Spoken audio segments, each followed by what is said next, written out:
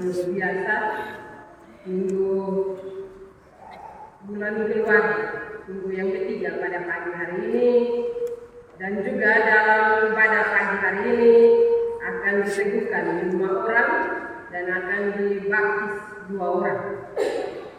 Bapak Mama, saudara-saudara yang saya kasih dalam Tuhan, tema yang akan kita renungkan bersama pada pagi hari ini yaitu menjadi teladan iman.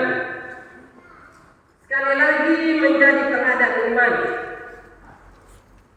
Bapak Mama,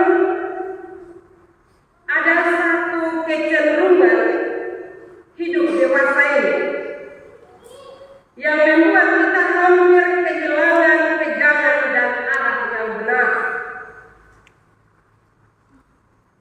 Hadirnya berita hoax dalam dunia maya yang kemudian menjalar ke kebiasaan hidup, membuat dunia ini mulai kehilangan panutan. Berita-berita di sosial media tidak dapat langsung dipercaya begitu saja. Bahkan orang yang dahulu menjadi tokoh, menjadi panutan, dihormati, bahkan disegani. Setelah tidak menjabat, terbongkar semua kebohongan dan kesalahannya, walau itu benar atau salah. Tapi kecenderungan hidup ini membuat kita kehilangan panutan. Entah benar atau tidak isu tentang tokoh-tokoh, mantan pejabat, tapi isu itu sudah membuat kita tidak gampang percaya kepada kebijakan atau ucapan orang saat ini. Ini kecenderungan hidup untuk tidak begitu cepat mempercayai dan menjadikan seseorang baik di dunia nyata maupun di dunia maya sebagai panutan. Pertanyaan bagi kita. Nah, kalau begitu, apa yang harus kita lakukan?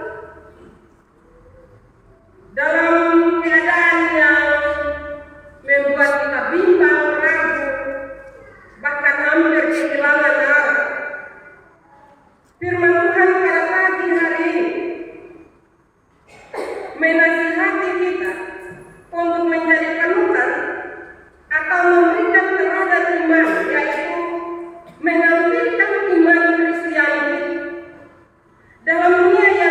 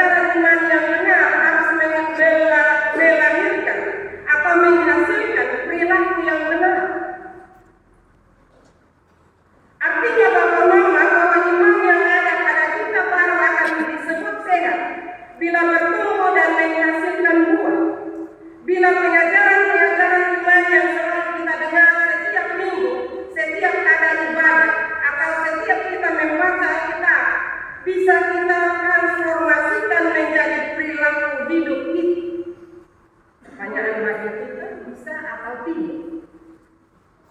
Ketika kita dengar firman Tuhan, ketika kita belajar tentang kebenaran firman Tuhan, bisakah kebenaran yang kita dengar itu kita bisa aplikasikan dalam kehidupan kita di dunia, di dalam tantangan dunia sekarang atau tidak? Atau kita juga mengikuti arus dunia ini? Kalau orang lain bisa hidup tidak sesuai kebenaran firman Tuhan, kenapa saya juga tidak? Kadang hal itu terbukti dalam kehidupan kita. Padahal kita selalu dengar kebenaran firman Tuhan. Kita selalu dinasihati untuk melakukan yang benar di dalam kehidupan kita. Tapi bukankah dalam kenyataan hidup kita, yang kita dengar itu benar, kita simpan, dan kita melakukan hal yang tidak benar? Papa, mama, saudara-saudara yang saya kasih di dalam Tuhan, firman Tuhan harus diaplikasikan dalam kehidupan kita sehari-hari. Karena iman yang benar tidak sebatas mendengar, menerima, dan percaya, tapi harus dilakukan untuk menjadi gaya hidup dan perilaku hidup kita setiap hari. Papa, mama, saudara-saudara yang saya kasih di dalam Tuhan, firman selalu mengajarkan kita kebenaran.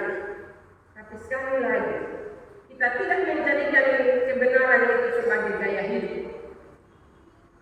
Tetapi kita menjadikan hal-hal yang tidak benar itu menjadi gaya hidup kita. Hari ini 5 orang akan ditegur. Kemarin dalam penyempurnaan saya bilang, orang akan mengenal saudara berlima dari buah ini. Buah di mana mengambil keputusan untuk percaya dan mengikuti Yesus Kristus. Artinya bahwa siap mengikuti apa kata Yesus. Karena itu jemaat yang semuanya tidak akan percaya kalau belum lihat buah. Nah, karena itu saya bilang ini sebuah tantangan iman. Karena selain kita semua dituntut untuk menjadi teladan, 5 orang dituntut untuk menjadi teladan dan memperlakukan kebenaran itu dalam hidup. Karena tidak sekedar berdiri dan mengatakan ya, saya percaya dan berjanji, tetapi konsekuensi dari ya, saya percaya dan berjanji itu harus dilihat buahnya. Demikian juga kita semua. Tiap minggu kita ada di gereja mengaku iman percaya kita. Kira-kira teladan apa yang sudah kita berikan bagi orang-orang yang ada di sekitar kita? Atau jangan sampai kita menjadi bahan cemohan orang-orang yang ada di sekitar kita. Bahkan mungkin lewat kehidupan kita, orang oleh Tuhan Yesus. Hal itu saya berani katakan karena orang sering dalam percakapan bilang begini, tiap hari dong di gereja bersama-sama, tiap hari dong di ibadah bersama-sama. Tanpa kita sadari, Tuhan dimolok lewat perilaku kehidupan kita. Karena itu Rasul Paulus menasihati dalam situasi yang demikian, dia harus memberitakan kebenaran firman Tuhan. Bapak Mama mendengar isi khotbah tentang iman yang harus dilakukan ini. Mungkin kita bilang, itu semua orang tahu. Firman ini sudah berulang-ulang dan anak-anak kecil pun tahu. Dan saya juga setuju. Tapi kalau hari ini firman Tuhan ini datang lagi kepada kita, itu pertanda apa mama bahwa hidup kita harus terus-menerus dibaharui oleh firman. Karena ini hari kemudian firman habis, ketong lupa. Ini hari ketong dapat nasihat baik-baik, sebentar ketong keluar dari pintu gereja, ketong super berubah jadi orang yang baik. Karena itu supaya kita menjadi baik, maka kita harus mendengar firman itu terus menerus, supaya mengingatkan kita, menyadarkan kita, menasihati kita untuk mau kembali melakukan kebenaran itu, sehingga kita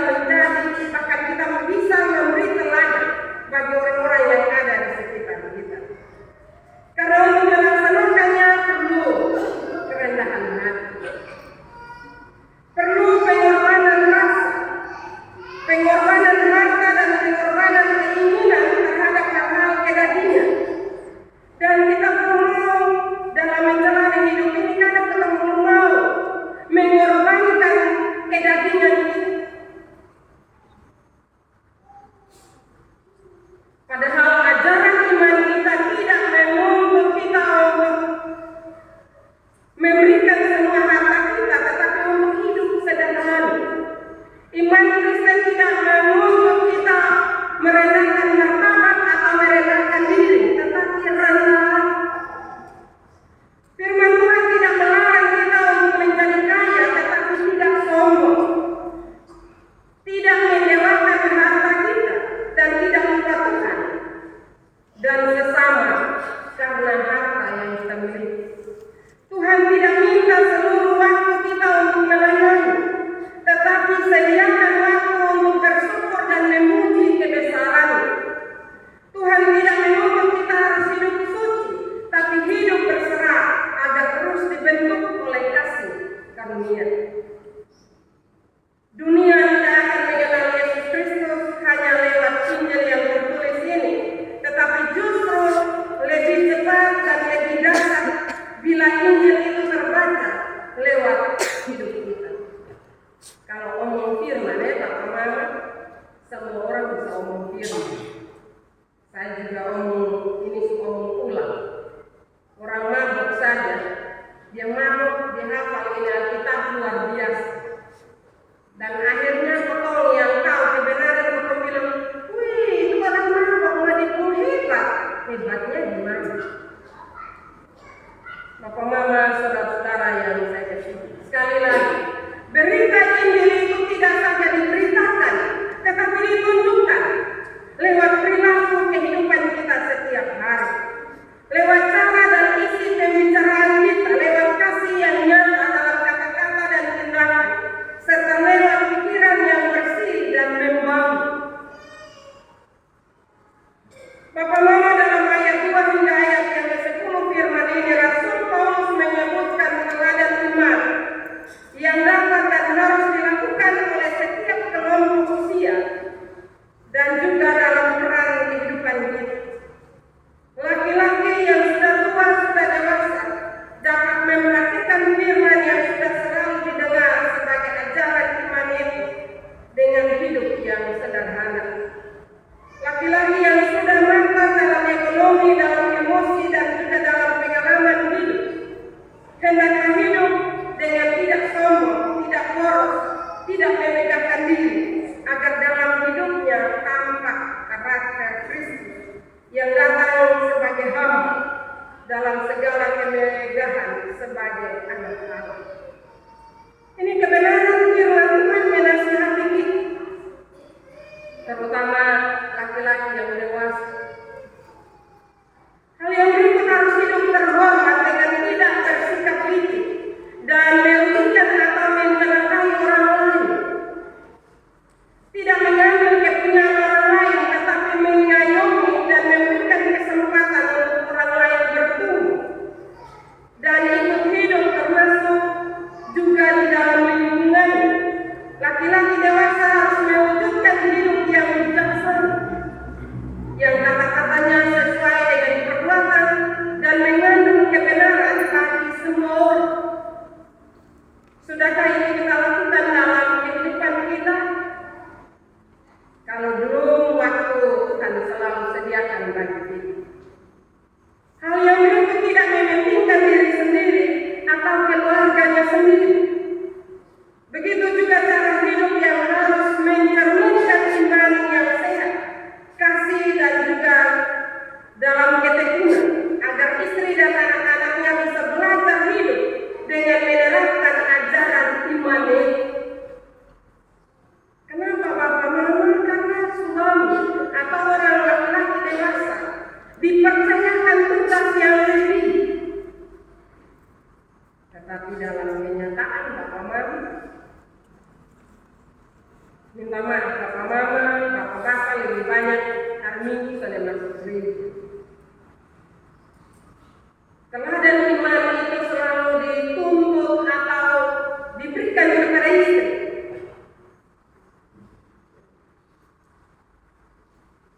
Karena itu Bapak Mama, saudara-saudara, lewat kebenaran firman ini merupakan sebuah teguran bagi kita semua, baik bagi bapak-bapak, mama-mama, pemuda, anak-anak, dan juga orang-orang yang bekerja dalam kehidupan kita. Demikian juga perempuan yang tua yang sudah dewasa dan sudah mengecap banyak pengalaman hidup haruslah menjadi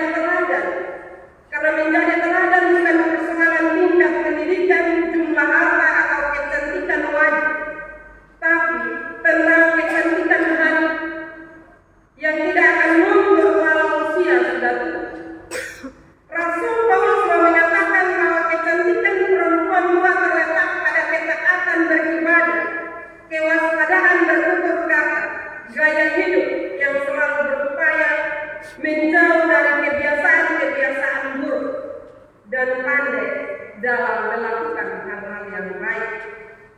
Inilah kecantikan yang menjadi teladan perempuan yang dewasa. Karena itu Bapak Mama, saudara-saudara yang terkasihi dalam Tuhan kita Yesus Kristus, marilah kita sebagai perempuan-perempuan dewasa. Saya percaya bahwa Mama bahkan perempuan-perempuan dewasa sudah selalu memberi yang terbaik. Salah satunya, kalau bilang ibadat-ibadat, jumlah perempuan yang paling banyak. Kadang bapak pada bilang, mama madong rajin ibadat, mulut. Tetapi kalau mama madong ngomong, siapa lagi yang ngomong untuk bapak madong? Atau siapa lagi yang ngomong untuk anak-anak? Jadi sedikit itu juga baik bapak mama. Yang penting jangan kita menyakiti, menghakimi, dan juga melecehkan orang lain. Selagi kita ditegur untuk berubah ke hal yang baik, marilah kita tunduk. Menjadi teladan bukan karena faktor usia, tetapi gaya hidup yang mencerminkan kebenaran. Gaya hidup orang-orang muda pun perlu ditata dengan baik. Anak-anak muda juga harus menjadi teladan, memberi teladan, belajar teladan dari orang tua, dari Tuhan Yesus, dan meneruskan itu dalam kehidupan masa muda. Saat ini ada anak-anak muda yang juga tidak mau lagi dekat dengan Tuhan karena berbagai alasan. Ada yang bilang tapi itu seberapa teladan. Apakah dalam kehidupan iman percaya kita sebagai orang-orang muda tidak pernah belajar dari teladan Tuhan Yesus?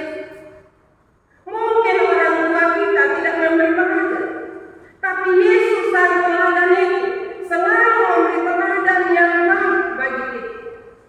Karena itu untuk hidup sebagai orang-orang muda di masa sekarang, kalau Yesus tidak ada dalam kehidupan kita, kalau kita tidak menjadikan Yesus sebagai teladan, maka arah hidup kita tidak jelas. Karena itu arah hidup kita sebagai orang-orang muda harus jelas. Ketika arah kita jelas, maka masa depan kita Tuhan yang menentukan. Dan sebagai orang pekerja dinasihatkan untuk selalu taat pada aturan pekerjaan itu, untuk jujur dalam melaksanakannya dan menunjukkan integritas iman agar karakter Allah yang kasih dan setia itu terpancar lewat pekerjaan kita dan juga hasil-hasil yang kita peroleh. Siapapun juga kita, tetapi ketika kita dipercayakan untuk melakukan satu pekerjaan, lakukan itu dengan baik, lakukan itu dengan penuh tanggung jawab. Yang jadi soal bagi kita Bapak Mama, ketika satu pekerjaan dipercayakan bagi kita, totong belum kerja, totong mengeluh, totong semua ngomel.